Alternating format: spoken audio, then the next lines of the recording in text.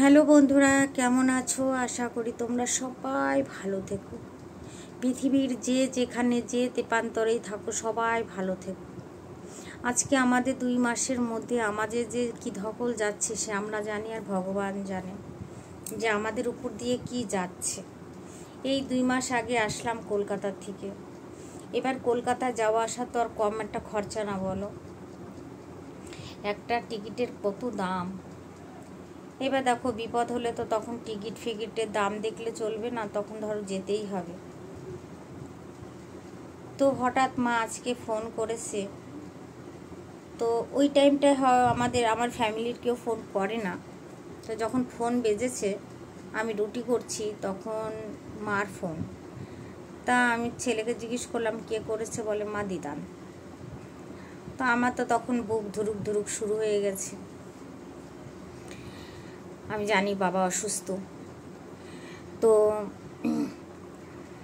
কি বলবো, যেই ফোনটা ধরেছি মা আগে জিজ্ঞেস করে কি করিস বাবা।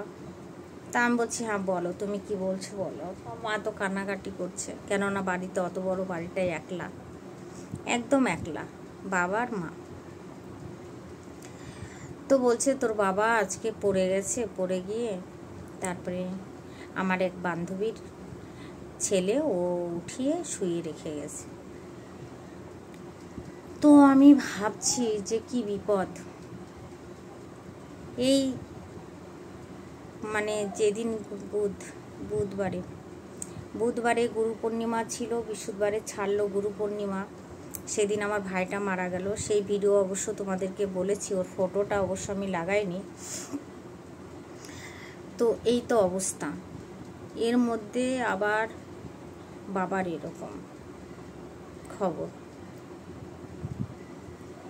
তো যাই হোক, আমার মাসতো বড় মাসির ছেলেকে আবার আমি ফোন করলাম, করে বললাম ভাই তুই একটু যা দেখ, আমরা তো সব দূরে আছি, সব দূরে দূরে, ঠিক আছে। বড়দা তো চলে গেছে, মানে মেজো মাসির ছেলে ছিল, তো একটা তো মারা গেল, একটা আছে, তো ও তো চলে গেছে।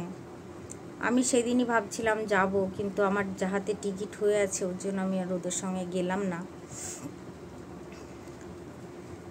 কি করব বুঝতে পারছি না। টিকিট আমার কাটা আছে, কিন্তু যখন বাড়ির থেকে ওরকম কোনো ফোন আসে না, তখন আমি নার্ভাস হয়ে যাই, পুরো নার্ভাস হয়ে যায়। আমার টেনশনে তখন কোনো দিমাগ আমার কোনো কাজ করে না, কোনো কাজ করে না আমার তখন, বুঝেছ।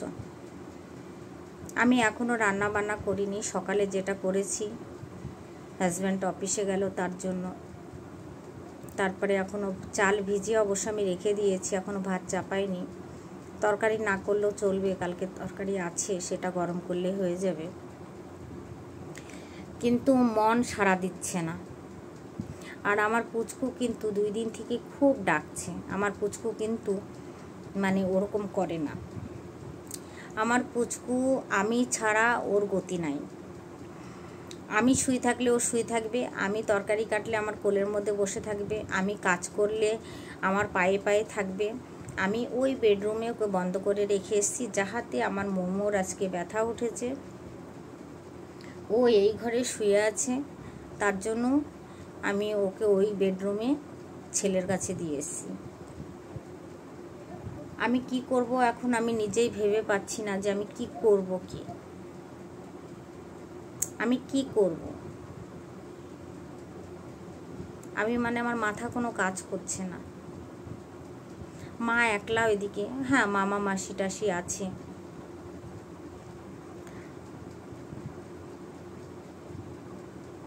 মামিকেও ফোন করে দিলাম, সবাইকে ফোন করে দিয়েছি। মা তো অত ফোনের ব্যাপারে বোঝে না।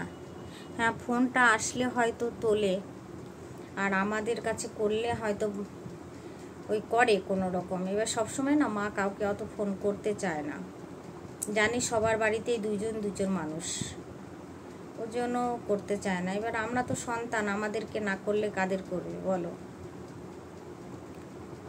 হঠাৎ বাবার এই খবরটা পেয়ে আমি যেন সত্যি আমার দিমাগ কোনো কাজ করছে না, কোনো কাজ করছে না আমার দিমাগ। আমার মেশিনে কিন্তু কাপড় লাগানো আছে, আমি মেশিন বন্ধ করে রেখে দিয়েছি, ভালো লাগছে না যে আমি কি করব। এবার আমি হাজব্যান্ডকেও প্রেশার দিতে পারছি না, যাহাতেও টিকিট কেটে দিয়েছে, টিকিট আমার কাটা আছে। আমি সেটা বলতেও পারছি না যে তুমি একটু ক্যান্সেল করে আমাকে তৎকালীন টিকিট করে দাও, সেটাও আমি বলতে পারছি না, আমি সাহস পাচ্ছি না। বুঝতে পারছো? তোমরা একটু আশীর্বাদ করো। দেখো, সবার কি বলবো, শুধু সন্তানেরই তো লাগে না, তোমরাও আমার হয়ে একটু আমার বাবার জন্য আশীর্বাদ করো, যেন আমার বাবা এখনও থাকে দুনিয়াতে আমাদের পাশে।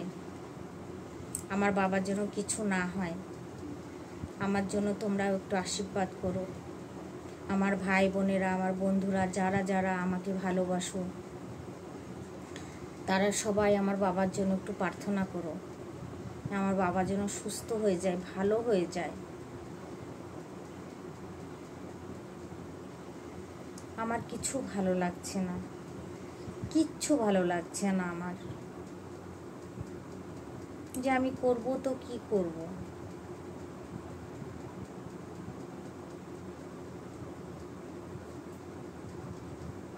আমি না কিছু ভেবে চিন্তা করে কিছু পারছি না যে আমি কি করব।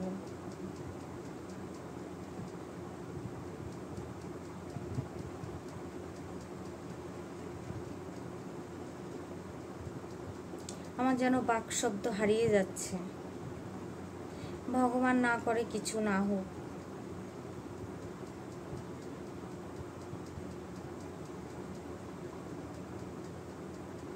তোমরা সবাই একটু প্রার্থনা করো।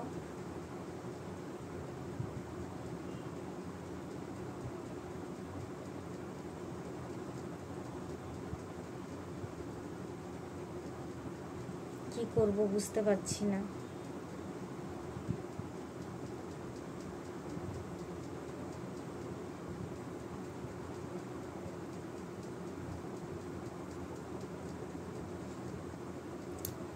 আজকে সকালবেলায় পড়ে গেছিল,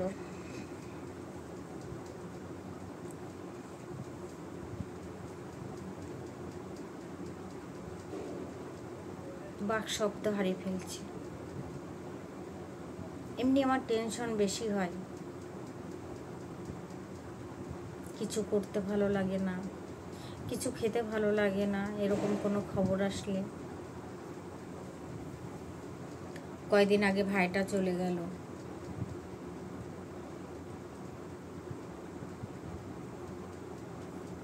মানে একটা না একটা বিপদ লেগেই আছে।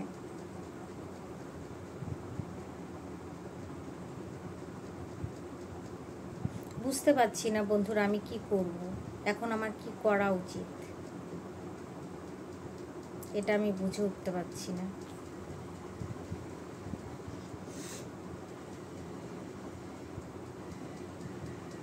কানে মনে হচ্ছে তালা ধরে আছে।